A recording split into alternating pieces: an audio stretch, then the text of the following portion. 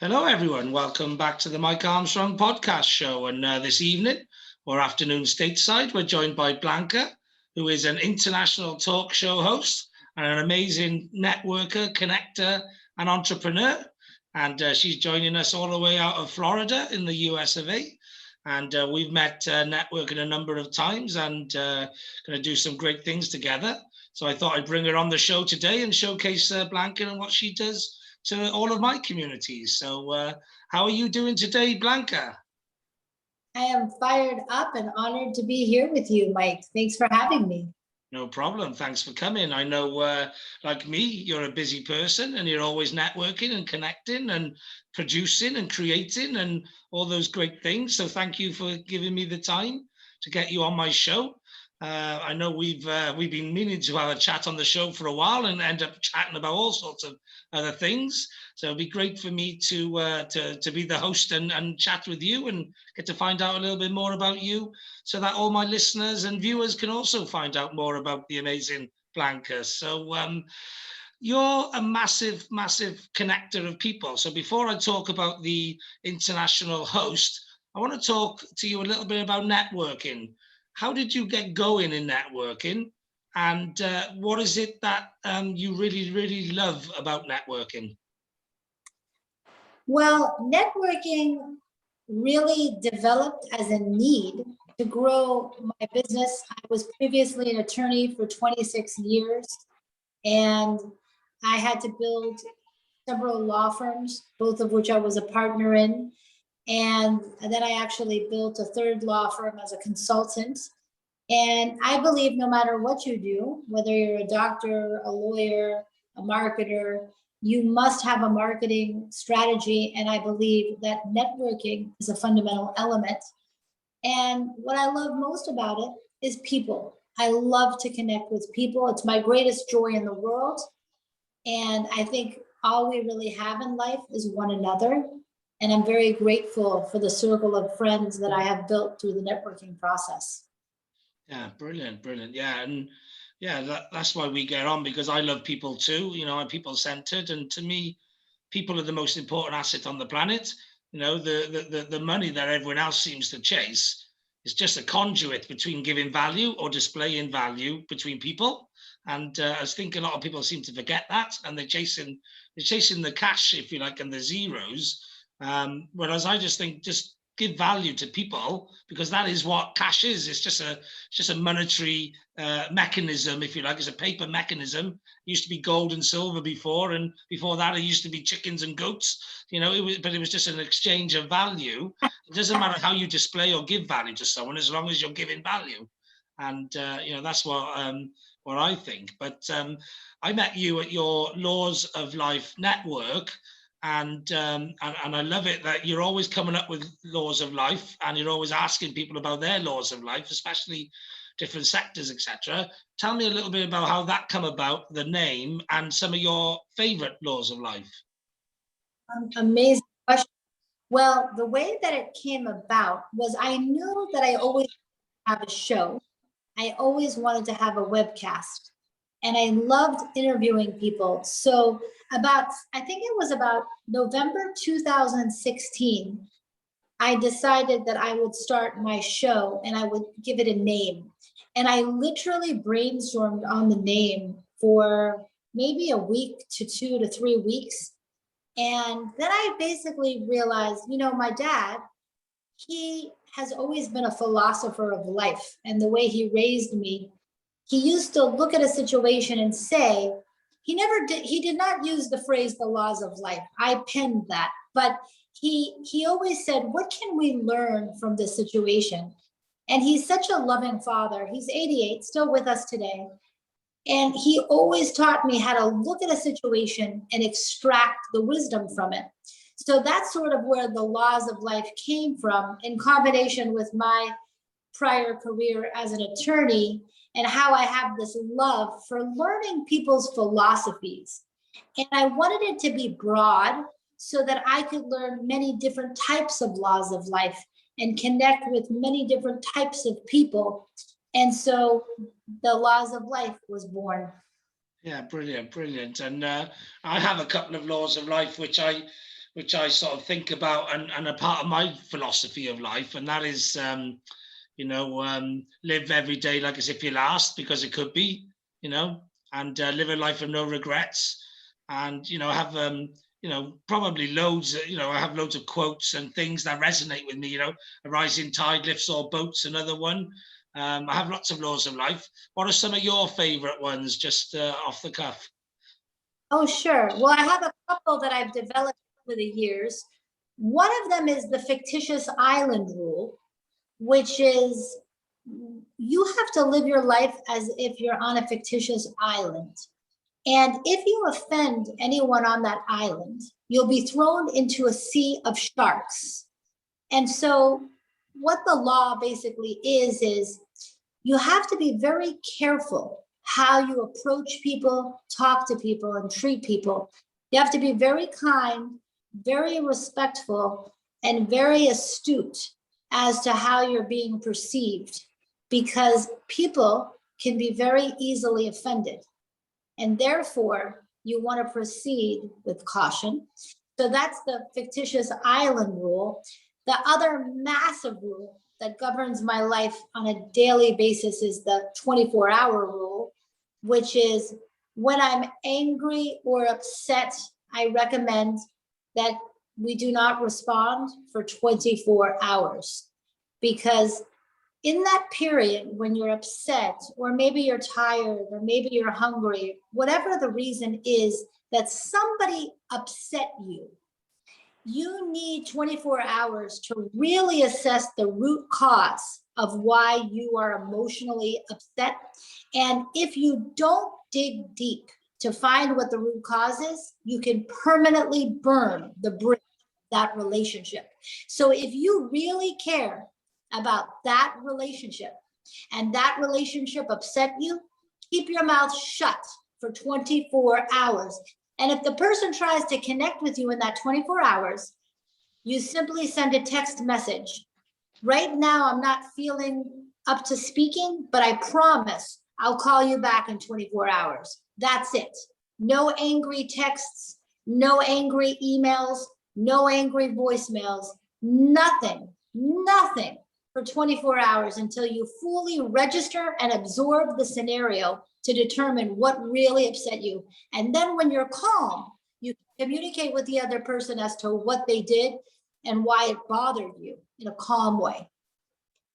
Brilliant, brilliant. Some great laws there, which remind me of 3 more laws of mine. Yeah, which is treat everybody fair and equal. Yeah. And then what goes around comes around. So I believe in karma. So how you put out into the world is what you get back. Yeah. And then the other one, which I used to do in work with emails, if you got into an argument with somebody and you wrote an angry email, write it and then don't send it. Get up, go away, come back, reread it, re-edit it, rechange it. Yeah, give yourself time and steam. Yeah, because take the emotion out of it and put the fact into it. Yeah, and actually, a lot of the time, I wouldn't actually end up editing the email. I'd end up deleting it and going, "Is it worth it?" Yeah, and that's another one that's always worthwhile. Is it actually worth it? With relationships, for example, so many people fall out with so many other people for so many reasons, and a lot of the time they're for like no reason at all. Yeah, so that's always, is it worth it? Is whatever's happening, is this situation worth falling out with somebody or whatever? And I always learn to turn the other cheek, just chill out, let it go, whatever. I'm a very relaxed, chilled out person, and that's some more great laws of life that you inspired into me. Like I said to you, you can't think of these off the cuff sometimes, but they're just principles you live your life by. And yeah, I got lots of them, which is why you could talk about something else and it will remind me of other principles. I think it's very good to live a principled life, especially if you like people. It's a great law of life to have, is to have lots of principles and just to be a good person at the end of the day. Life's too short to be full of hassle and all that, and the world's full of jerks anyway. Why add another one to it? I agree. And today at Mark Siegel's networking group, we came up with some very interesting laws for the pitch. So we came up with the law of success story, that when you introduce yourself, you should include a success story. And we came up with the law of dollar range, where you don't go into the specific price of what you charge, but you discuss the range. And the law of no dollar signs. Don't say the word dollars, just say the range is 300 to 700 for my services, for example. But then when you talk about the discount, you do speak, and that was not, that was a law of one of Mark's guests today. Credit to be given in the comments once you post this. So everybody contributed and gave a different law. And I just think it's a wonderful collaborative conversation. I really enjoy it. Yeah, I missed Mark Siegel's event. I seem to keep missing it, but I will catch up with him at some point. I'm on a very different timeline at the moment. And obviously, as you know, I'm doing the 24/7 room on Clubhouse, which is, it plays a bit of haywire with your timing sometimes, because if I got things I got to do, I wake up subconsciously before I got to get up. Yeah, I always wake up a bit early to get up and do stuff, which is why I woke up early this morning. I had lots of things I had to do. And if I wake up early, I think, well, nobody's expecting me to be on Clubhouse because I'm usually asleep at this time. So it gives me a few hours to get some stuff done when I got things I got to do. I got a funny internal mechanism like that. It just makes me wake up, like, and then get stuff done. But anyway, so yeah, that's interesting. It's great that you discovered networking, because there's so many people, especially in professional services as well, where they don't think they have to go networking so much, or not so often, because sometimes in those industries, they get a lot of clients through referral and all that sort of thing, and they're thinking, oh, they're busy, or they're thinking, maybe my next client isn't here. But what a lot of people do when they go networking is they forget about the fact that everybody knows 200 other people at least. And so even if the next client isn't in the room, the next client could be a connection of whoever is in the room. And that's what so many people forget about networking. What's your sort of thoughts and advice on that? Yeah, I think that's a beautiful law. I would call that the law of an indirect benefit. And I teach this a lot in my Laws of Life networking group, which is, you must not go into the group with this filter of, I have nothing in common with that person, I don't want to talk to them. I think that people are cutting themselves off of hundreds of opportunities and thousands of dollars by presuming that someone has nothing in common with them. And that's absolutely ridiculous. In fact, it's quite the opposite. Whoever you meet, you need to connect with them if they've crossed your path. The problem that people have is, though, and I think I've actually developed a solution. The problem that people have is they don't know how to make the connection. So let me give you an example. I'm real estate. I'm not a realtor. My friend Sunny is a realtor. So what I did is I gave Sunny the real estate room at the Laws of Life networking. So if I meet a realtor, I will then say, hey, I would love to introduce you to Sunny, and better yet, I'd like you to come to her real estate room at the Laws of Life networking group. So I've incorporated levels of niches in the group for crypto, real estate, love and life coaching issues, business with Blanca, and learning. And there's another one, the Lifehouse Project, for survivors of domestic violence, for anybody that wants to volunteer or collaborate with the Lifehouse Project. And so I've added those 5 layers of connection. Additionally, I have a different guest of the day. I have a different motivational speaker of the day to add more layers of connection.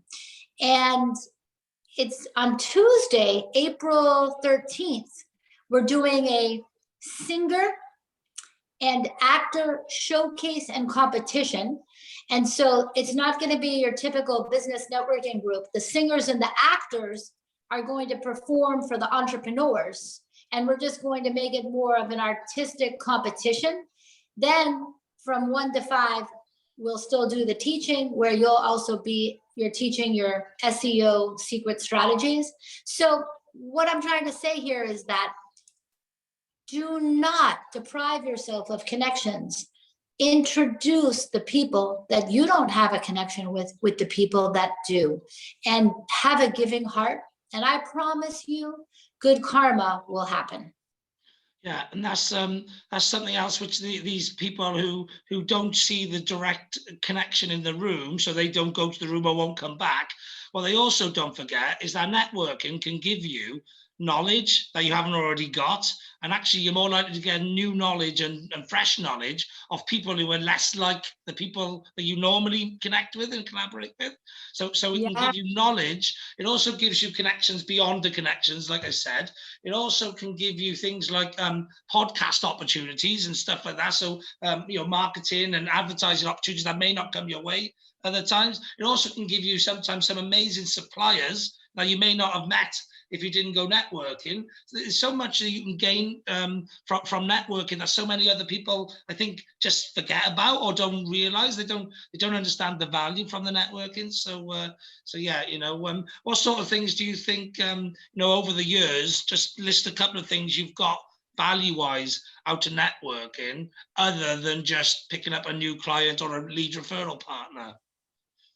Well, so many, gosh, where do I begin?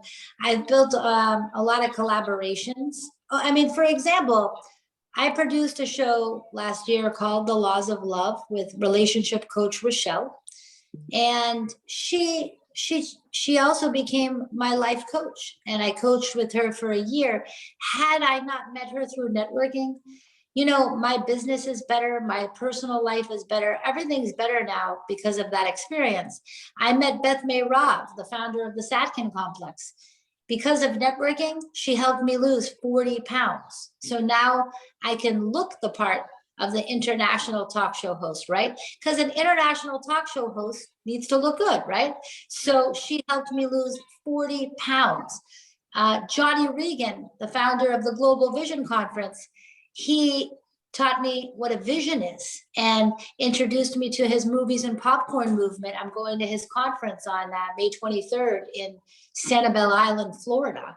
I highly recommend you check out Movies and Popcorn. I've built an advisory board of 14 entrepreneurs that have supported my company, that have become a circle of friendship where we elevate one another. Mark Siegel's on that board, Sunny Arfa. You can visit lawsoflife.shop to read who the advisory board members are and what they do. Stephanie Klein, each and every one of them have become family. Mike, my life has become so deeply enriched, including you, including our friendship, our international friendship, where you came this week and you taught for an hour and a half, almost 2 hours, teaching marketing strategy. You did a full training on the Clubhouse, and learning from you and meeting all these amazing people. That if I could share one law, that is the secret to happiness. The secret to joy is to surround yourself with people that you can create with and build creative collaborations with. It's life-changing. Yeah, definitely. And I was going to say there was something I missed off in the list of other things which you can do networking as well, which is make amazing friendships. Most of my best friends I've met networking.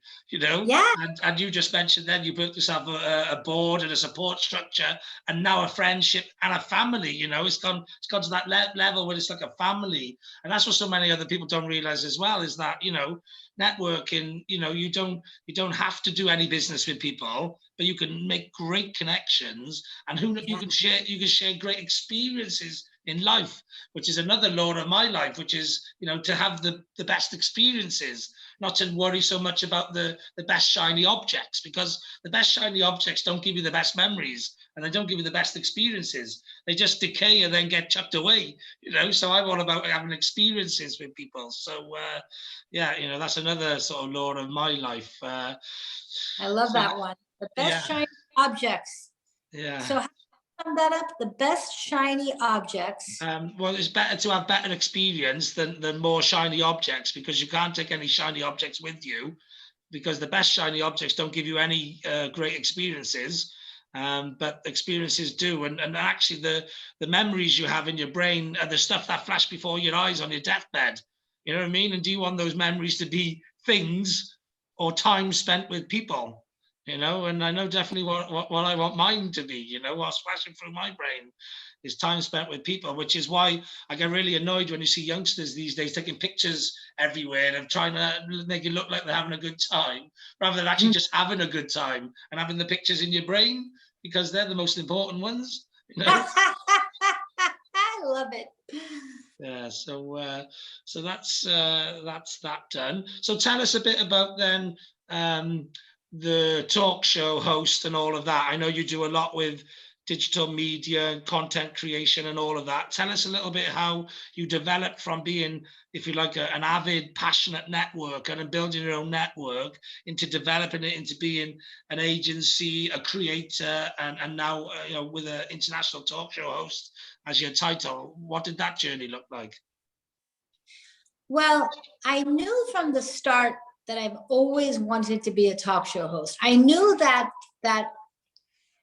my number one talent is to interview people and to be a public speaker on the stage and to educate my audience, ignite and entertain my audiences.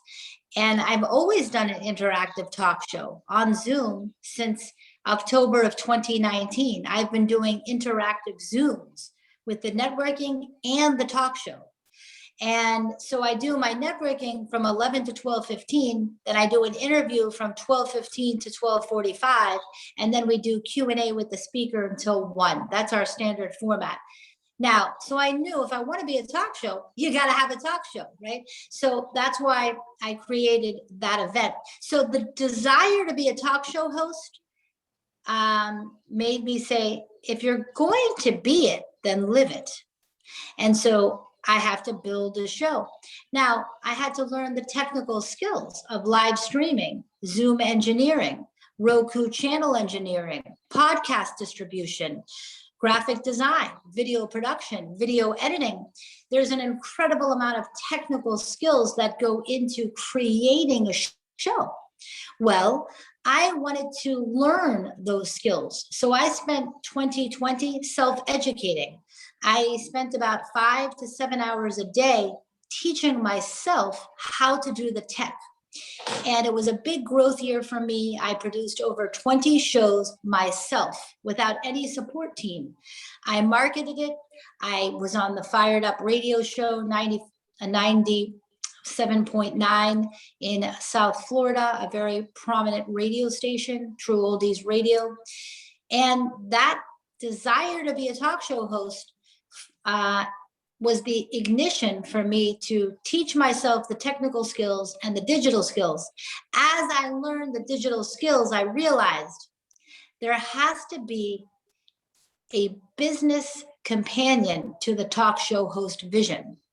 So I decided to create a formal digital marketing agency, and the same services that I provide myself as a talk show host, I would provide to my clients. And that's how the business side was born of The Laws of Life. Yeah, brilliant. And it sounds like you had a very similar journey to me at a very similar timeline, because I decided in 2017 I wanted to become a global speaker. And in 2018, I won a networking prize, Network of the Year 2018, and I was the top networker in the top network in Wales. And I decided to leverage that to go networking around the UK. So I was on a mission to do that. And then the pandemic come in, and I decided actually now's the time to become a global speaker and a global networker, because everything was shifting online, and I could see, you know, it was going to be a great online world forming in front of us, really, you know. So that's why I started networking all around the world then, rather than just around the UK. So I was already on a mission I thought I had to go networking around the UK, become a speaker in London, then leverage that to go speaking elsewhere and just keep building yourself up. But I ended up then just on Zoom events, constantly networking and speaking on those internationally. And then Clubhouse come along, and I decided to do that. But I used to be in the corporate world and used to do a lot of stuff to do with the supplier law and business commercial contracts and all of that. So I have a bit of a background in law, and I've always considered sales presenting the case for the product or the company that you work for, and building a case against the other people that you build, not in a negative way, but just why you're better than them, so you build that case. So I've always presented myself like a lawyer, really, as a solutions provider. And if ever I was to go into something professional service wise, I would have gone back to study law. I did actually think about it in my 30s. But then in the last 8 years, I've been running my own digital marketing agency. Yeah. And obviously you've built your own digital marketing agency now. And in 2020, I went through a massive learning phase as well, teaching myself how to podcast and YouTube channel and all that sort of thing. I also did the hashtag 75 hard to get myself into shape. And part of that was reading 10 pages of an educational book every day. And then also, it was 2 45-minute exercises per day, which I was doing with the ear pods in. I listened to over 18 audiobooks during the summer of last year. And I also went on a load of webinars and seminars and stuff. So sounds to me we have very, very similar past couple of years. We're both on exactly the same mission. Yours to be an international talk show host, and mine to be an international speaker. So very, very similar sort of paths, if you like. And you mentioned about you like to, I think it was educate, inspire, and entertain. And I say I like to motivate. I like to provide motivation, inspiration, and education. So you know what I mean? Like almost like Siamese twins. Opposite sides of the pond, opposite sexes, but doing exactly the same thing. So yeah, amazing. Yeah, so I know we're going to do some great stuff together, but this uncanny sometimes how similar you can be to some people. I met another person, Russell Pearson, his name is, on Clubhouse, who's in Australia, and we've had a very similar life for not just a few years, but like the whole life, very similar patterns, very similar, like just everything. And just you meet people sometimes who are literally versions of yourself just operating somewhere else, and without the lockdown and without everything going online and all of that, you wouldn't necessarily meet those people. And that's why the pandemic's been probably one of my most productive and successful periods. Yeah. And I've met some amazing people all around the world that you just wouldn't normally meet. And how has it been for you? I would say it's been a fairly similar experience as you, networking, building the network. It has been a profitable business, the laws of life. There's a lot of people that need webcasts, need podcasts. They need a team that has the technical skill. And as they evolve, they're going to need more teams to do it, because you can be 100% digitally adept, but you still need teams to support you. You need a graphic designer to design, you need a videographer to record and edit your videos, you need your transcribers, you need your social media schedulers. It literally takes a village for the process, not to mention ensuring that you're always properly messaging with your clientele and your friends through appropriate email messaging strategies, social media messaging, now Clubhouse messaging.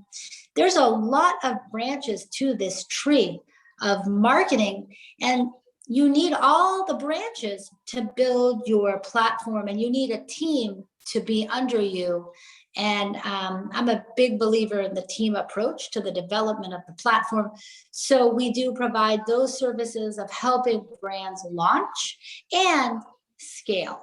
So it's been an exciting time. I have to say, I could live it, breathe it, and eat it 24/7. I absolutely love this field. It's so exciting and so interesting to me.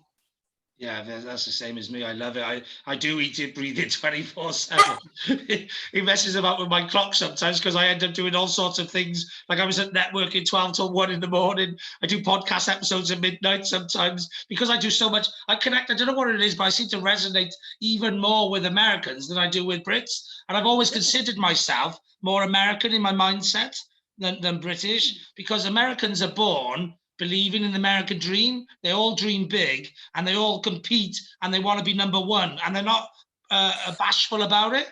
Whereas the Brits, quite they like to support the plucky loser, if you like, sometimes, or the one who tries hard. I'm not into that. I'm into winning and winning at all costs. You know what I mean? Because I like winning. I think success is a big aspect of life, and I'm a big thinker. And I think because America thinks big, because it is big. It's the biggest country in the world. It's a superpower, etc.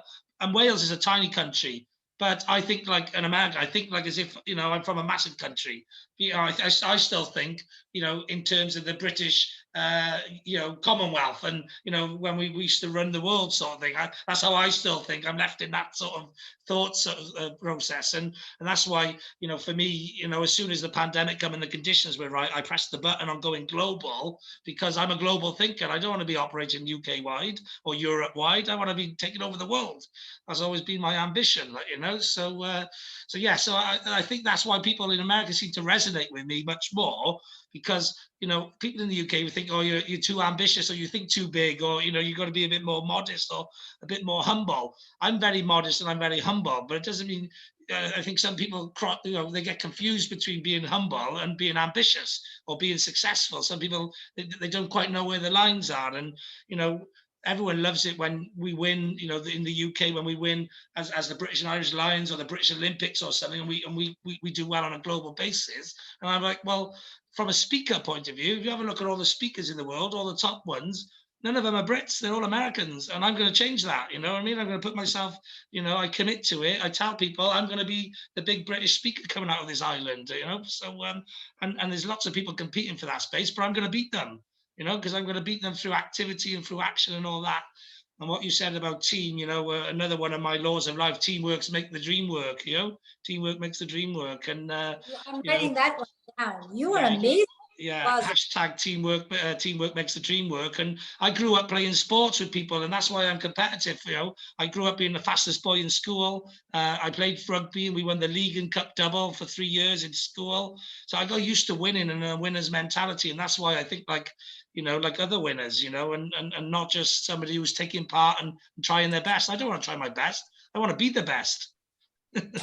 You know what I mean? I'm not shy or bashful about that. I'm competitive. I'm competitive with myself, and I'm competitive with others, but not in a horrible, nasty way with others, because I think some people can get too competitive. In a friendly, like, I want to just test myself against the best and see if I can beat them somehow.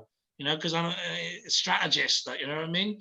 And what you said, I'm very digitally astute, and I do a bit of everything I can, but I'm operating like about 100% max at the moment. And you still, to go global and to go big, you need a team. There's another law of life, they say, which is a good one, which is it takes a village to raise a child. And every business is a child that needs raising. And the more you can support together with a village, the more that, you can have a village to help raise that child. And if you want to go truly global, like all the global entrepreneurs, they'll all tell you their success is down to the team they built around them. That's right.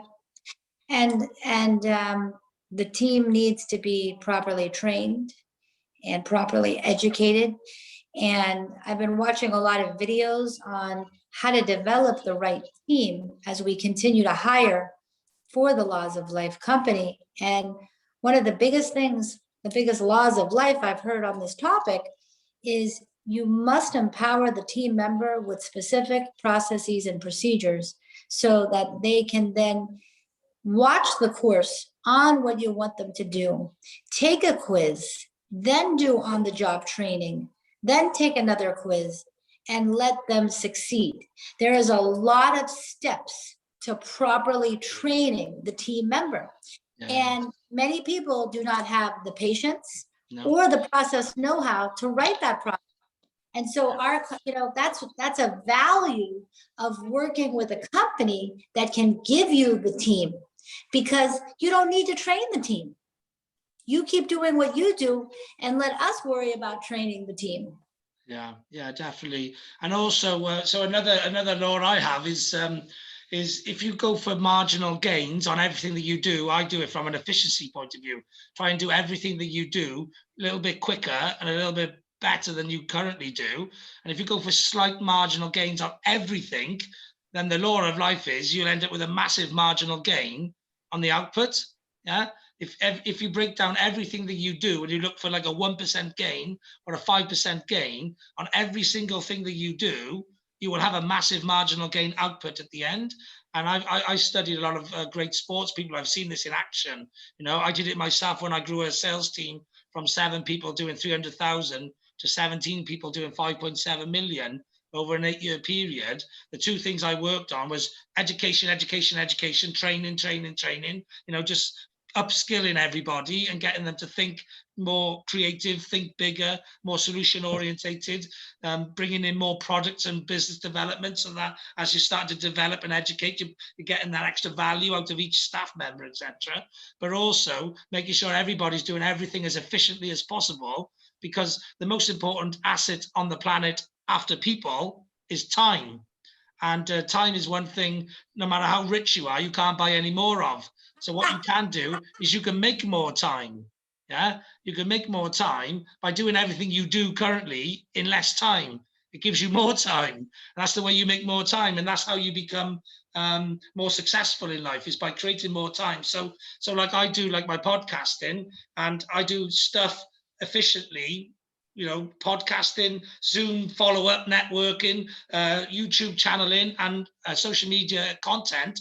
And I can do a lot of stuff in an hour, which other agencies and people and whatever would take 4 hours to do. So I'm saving 3 hours every time I do an episode, which is why I'm able to do like 1,000 episodes in my first year, when most people only do like, you know, 100 or 200 or whatever, yeah, because they're not being efficient in the way that they approach it. It's like when I do Zoom networking, I do a lot of Zoom networking, but I'm often doing breakfast events and having breakfast at the same time and doing my weights and stuff and doing social media. So I'm doing 3 or 4 things in that time, and other people sometimes just sat there losing their 2 hours of time.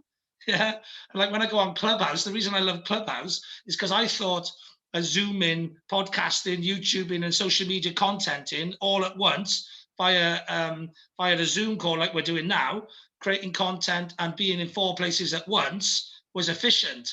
And then I went onto Clubhouse, and I'm teaching, I'm learning, I'm speaking, I'm listening, I'm networking, I'm collaborating, I'm socializing. Yeah, I'm having fun. Yeah, I'm doing all these things at the same time.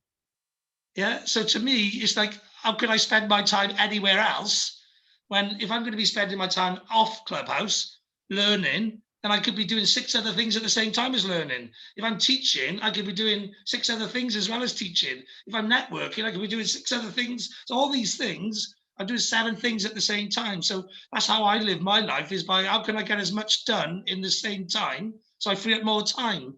And some people want to free up that extra time to then go and spend time, you know, chilling out or relaxing, wherever. I just want to free up that time so I got more time to do other stuff to help me with my growth and my global ambition. So either way, you know, people say that you can't free up the time, but or how do you get work-life balance? But you can. So that's sort of my thought process on efficiency and growth and percentage change. What are your thoughts on that? Well, I love the marginal gain approach. And I think I've learned a lot of laws on intention from the advisory board, Sonny and Johnny and Rochelle. You know, you have to set an intention to acquire the specific gain. You have to be very focused. So I would call it the law of focus, the law of intention, the law of vision, and set specific goals and then set specific sub goals that help you accomplish the main goal and really get specific. Another law is to be a very good listener. I think I've always been a solid listener, but now I've become a better listener. I really make an effort to, Clubhouse has really taught me this too. Let someone finish getting their thought out.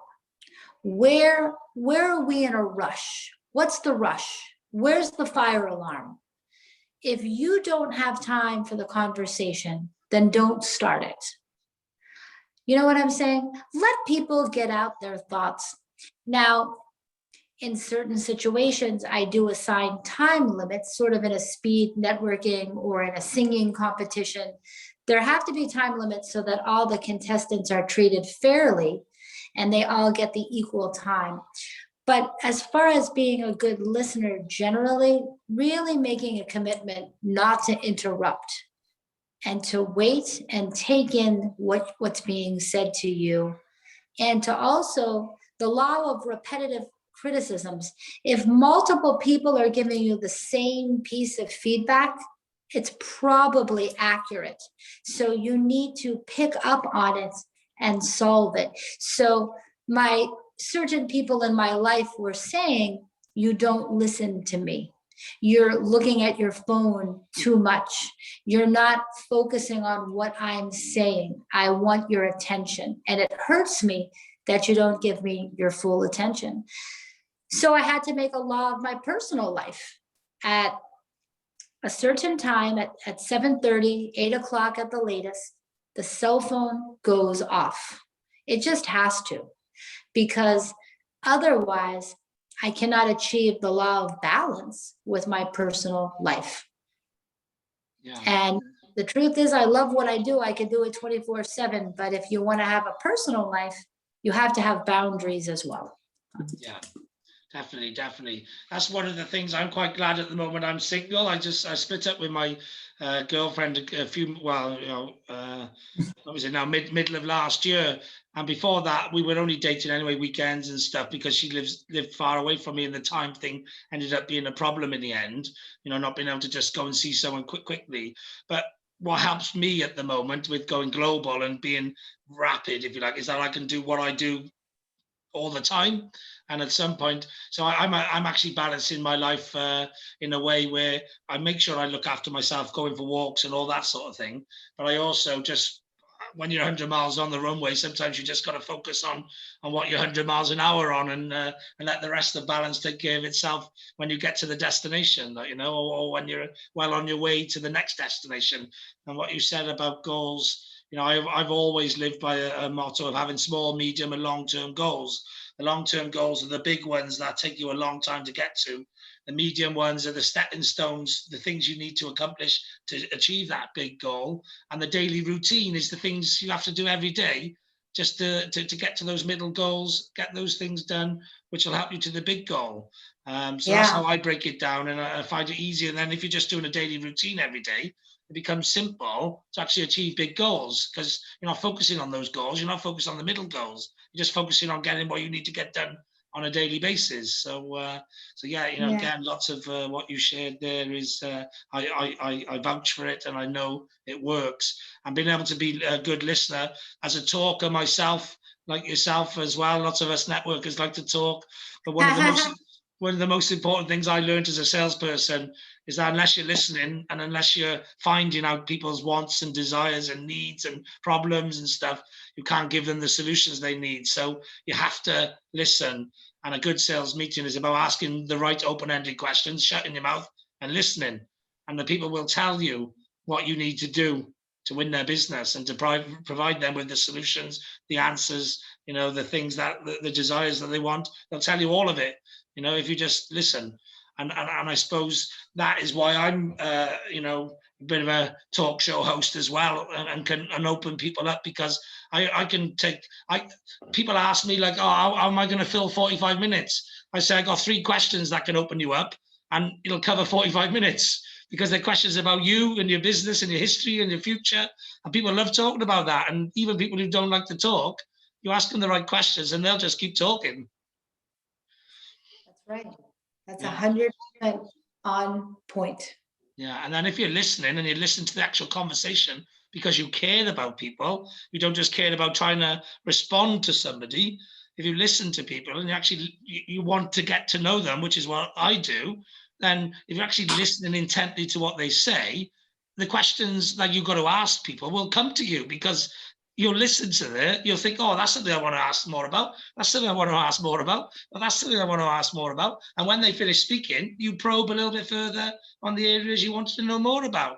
The commonality areas are often the areas you probe and want to ask more about. Or if you're in sales, it's the desire areas or the problematic areas that you probe and ask questions on. So if someone will give you a trigger to tell you, oh, this is a problem in my life, or this is a problem in my business, or whatever. And if you've listened intently, you just ask them a little, so tell me a little bit more about this problem that you said that you had, or whatever. And it's just finding the cracks that you can slip into and open up a little bit and explore, that area in more detail. And the more you can get into detail with people in the areas of their desires or their needs or their issues, their problems, the stuff that they need help with, the more you can get into those areas, the more you can solve their problems or give them what they desire, and the more they'll value you then, because you've listened to them, you've understood them, and you've given them a solution to their problem or their life.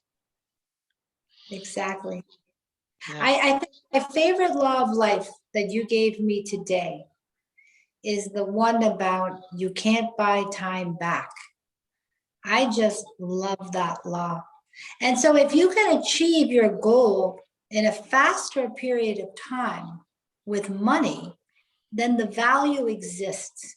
And this is what people have to remember, that there are professionals that can help you with different problems. Utilize their expertise to get to the solution faster, because the faster you do, you then basically fix that puzzle piece in the tapestry of your life. And the puzzle picture will come together faster for you, achieving the greatest levels of success the more puzzle pieces you can solve in the different categories.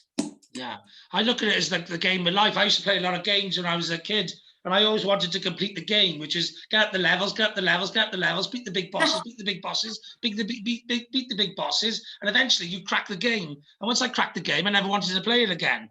And the game of life is like that, we all want to get to where we want to get to. We all want to get up level. Not all of us. Some people are happy being at one level. That's great. They can enjoy themselves and be happy with they've reached the level they ever wanted to be.